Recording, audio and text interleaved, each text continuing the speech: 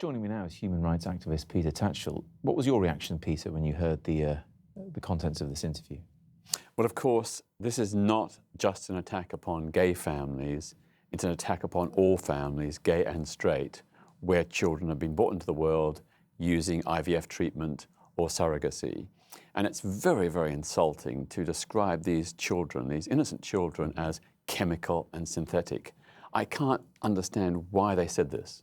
Does it add something to the argument, though, that the two fashion designers are gay themselves? They used to be romantic partners, they're not anymore. And the main sort of comeback has come from Elton John, who's also one of the world's most prominent gay men. Sort of. I also think another issue is that Stefano Gabbana himself, in 2006, announced that he wanted to be a gay dad, that he wanted to have artificial insemination treatment to ensure a pregnancy with a surrogate mother.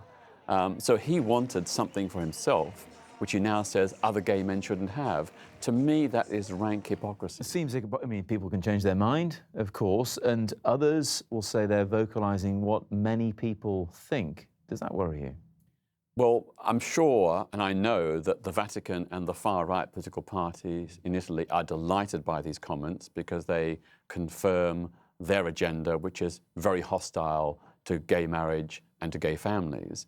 I also think they're just out of touch and ill-informed. Just last week, Professor Susan Golombok at Cambridge University published a new book called Modern Families.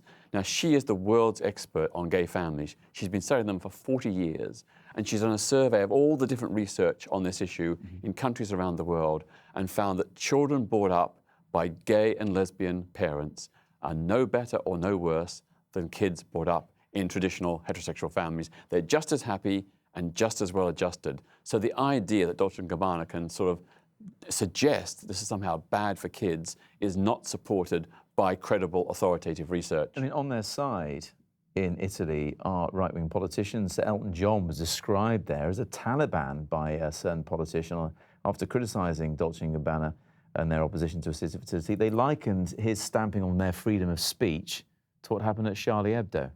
Well, this is, of course, nonsense. I mean, I will defend, and I'm sure Elton defends, the right of Dolce Gabbana to make their views and opinions clear. But we also have a right to react to it and respond. So it's free speech for them and free speech for us. And you'll be boycotting their store in London later in the week? Well, we're supporting the global campaign to boycott Dolce Gabbana, and we're also going to be protesting this Thursday outside their Bond Street store at lunchtime, because we want to send a message that denying same-sex parents and straight parents who've used these methods to have happy, well-adjusted children is wrong.